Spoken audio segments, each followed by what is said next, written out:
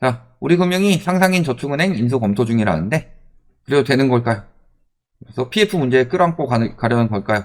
그러니까 M&A 합병 같은 게 거기에 이제 그 장점도 있고 단점도 있으니까 단점을 포용하면서 장점인 부분은 흡수를 하겠다. 그러면서 우리 규모를 키우겠다. 이런 형식으로 진행이 되는데 여기가 좀 위험하긴 하죠. 그 다음에 또 저기 ELS 고위험 투자 문제에 나서 1,000억 손실 났던데 어떻게 해야 될까요? 저 손실 난 건 어쩔 수가 없습니다. 그래서 자 하나씩 봅시다. 우리금융이 여기 인수 검토 중단했죠 이번에. 결국에는 검토 중단을 했다. 그래서 오늘 아까 이야기할 때까지만 해도 이런 기사가 없었는데 보통이 떴네요. 그래서 상상인 저축은행 인수 검토를 중단했다. 왜냐면 인수 가격에 대한 이견으로 작업을 중단하기로 했다. 그래서 적당한 매물이 나오면 산다. 그런데 여기 인수 비용이 최대 5천억 달할 것 이런 전망이 나왔지만 우리금융 내에서도 2천억 이상은 어렵다. 왜냐면은 인수를 왜 해요?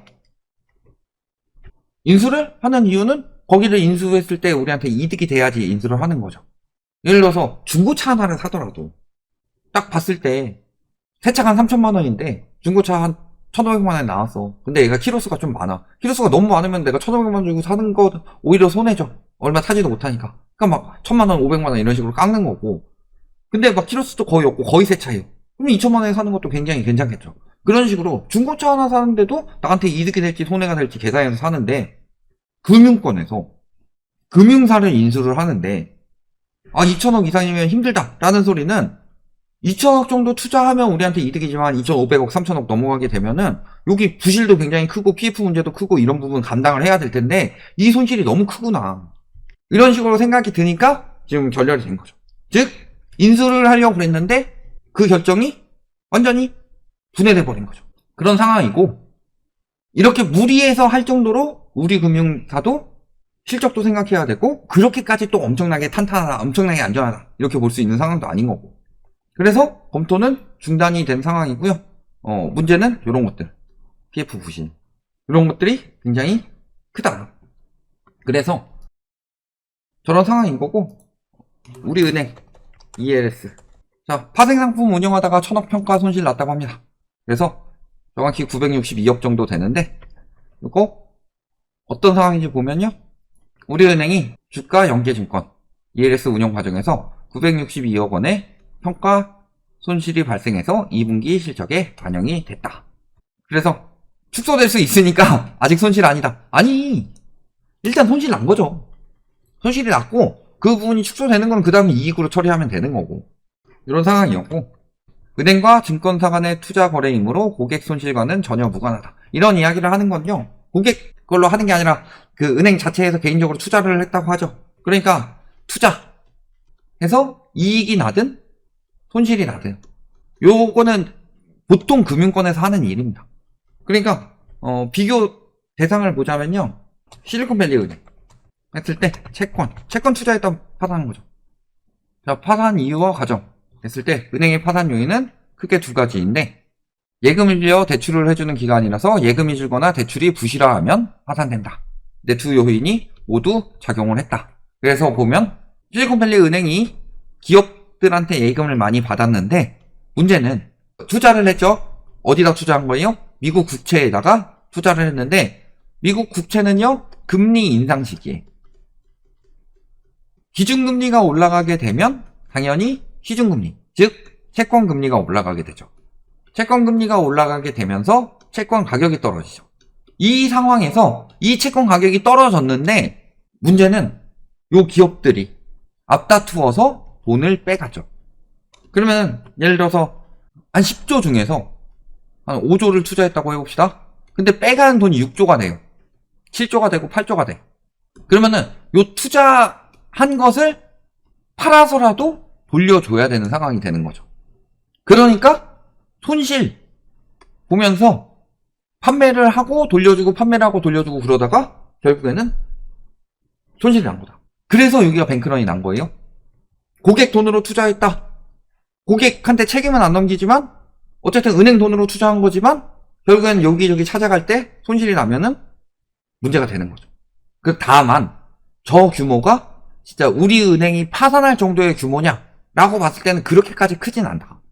그래서 저 부분이 손실이 났고 물론 손실이 나는 부분을 메꾸는 것에 대해서는 책임을 어느 정도 전가할 수는 있습니다. 고객 쪽에다가 뭐 예금금리를 올릴 것을 더 안 올리고 덜 올린다든지, 혹은 뭐 대출금리를 좀 덜 올릴 것을 더 올린다든지 해서 수익을 내서 메꾸려고 하는 부분이 생겨날 수는 있겠지만, 저게 당장 고객들한테 우리 1,000억 손실 났으니까 너네 돈 못 줘요, 이런 상황이 벌어질 정도는 아니다. 왜냐면은 늘 말씀을 드리지만, 은행권은 1금융권은 5대 은행 이자 수익 비중은 수익의 92%가 이자 수익 비중이고, 이게 우리은행 같은 경우는 91% 정도로 굉장히 높죠. 그러니까 이 나머지 9%에서 수익을 보려고 투자 들어갔다가 망해서 손실이 난 거다. 근데 여기 수익이 충분하니까 그렇게까지 막 고객들이 당장 내 돈 못 찾는 거 아니야, 이렇게 생길 정도의 문제는 아니다. 이런 식으로 좀 생각을 하시면 되겠고, 다만 진짜 우리가 여기서 알 수 있는 점은 뭐예요? 6기 인수 검토 중이라고 했고, 이게 인수 검토 이야기가 언제부터 나왔냐? 되게 초창기부터 우리 금융 쪽에서 들어갔어요. 그래서 여기 보시면은 아까 또 기사 보셨던 게 9월이었죠. 9월 4일 기사예요. 상상인 계열 저축은행 매물로 나오나, 그때 2개 나왔었죠, 한꺼번에. 이게 우리금융 인수 가능성에 대해서 나오자마자 계속 그런 이야기를 했어요. 그래서 상상인 저축은행과 상상인 플러스 저축은행, 요 두 군데가 나왔는데, 바로 가장 유력한 인수 후보자로 우리금융지주가 꼽혔다. 그러니까 가장 유력한 곳이 가장 이야기가 많이 나왔고, 지금까지 2달 정도 계속 그 이야기가 나왔는데 포기를 했다라는 것 자체가요, 지금 안고 있는, 그러니까 M&A 하기에는, M&A가 인수합병이죠? 인수합병 하기에는 뭔가 폭탄 같은 것들을 짊어지고 있다라는 거죠, 저축은행 쪽에서. 그러면 저축은행이나 요즘은 뭐 말씀드린 거 새마을금고, 뭐 상호금융, 이런 것들을 보시면 공통적으로 나오는 게 뭐다? 공통적으로 나오는 이야기들이 있어요. PF 문제 크다. 그 다음에 역마진 나고 있다. 손실 나고 있다. 부실 여신이 많이 늘어나고 있다. 그래서 PF 문제가 커지니까 여기서 손실이 나는 거고, 또 자금 조달을 해야 되고, 자금 조달을 하려고 금리 올리다 보니까 역마진이 나는 거고, 이 상황에서 사람들이 또 돈을 안 갚으니까 부실 여신이 늘어나는 거. 그러면서 손실이 계속 이런 문제들로 손실이 커져가고 있는 거고. 근데 상상인 저축은행 같은 경우가 아까 12%가 넘어갔죠, PF 연체율이. 12%면 굉장히 높은 연체율이에요. 내가 PF 사업장 10곳을 하고 있다. 그러면 그 중에 한 곳 이상이 지금 이자도 못 갚고 이런 상황이라는 건데, 문제는 이 PF 부실 사업장이 점점 더 번져간다는 거죠. 보시면은 예를 들어서 지금 청담뿐만이 아니라 여기 부천 초역세권도 지금 나당을 겪고 있다고 하죠. 청담동, 그 다음에 여기 오시리아, 부산 여신이신 분 오시리아 관광단지, 여기도 지금 PF 문제 때문에 진행 안 되고 있다고 하죠. 그래서 봤을 때 금융권 저축은행 평균이 4.61%예요, PF 연체율이.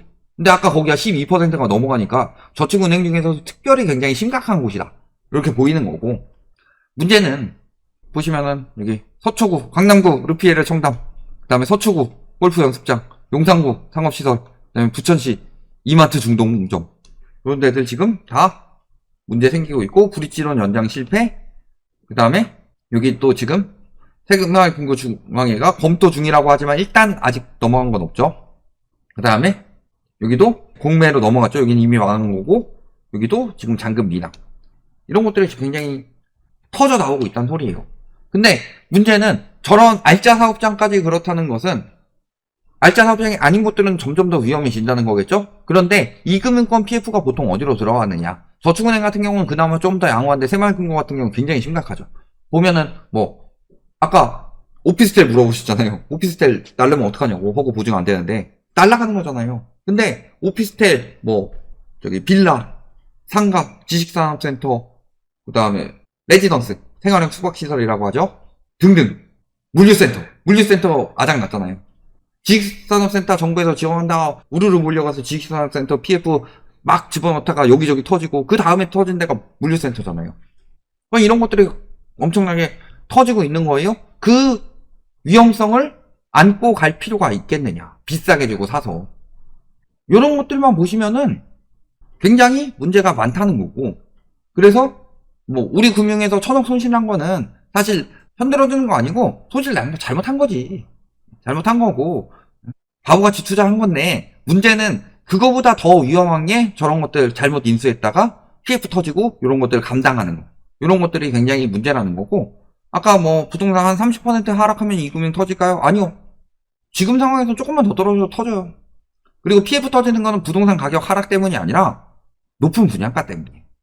분양가가 높아서 감당을 못하는데 문제는 땅값을 열심히 올려놨기 때문에 분양가를 또 싸게 내놓지도 못하고 이런 형국이 되기 때문에 전반적으로 그런 식으로 터지는 거다. 그러니까 금융권 부실이 이런 식으로 번져가고 있고 다만 이제 1금융권 같은 경우도 자체적으로 손실을 내고 있고 2금융권 인수에 대해서도 긍정적으로 검토하다가 손을 뗀다라는 것 자체가 2금융권 부실이 생각보다 굉장히 심각하고 요것들이 곧 실체화 될 것이다. 저축은행이 상상인뿐만이 아니라 하나라든가 에드원이라든가 이런 데도 매물로 나온 걸 보면은 그리고 그것을 인수를 하는 게 힘들어지면은 그것들이 커지게 되면은 저축은행 사태가 또 나오는 거다. 이렇게 보시면 되겠습니다.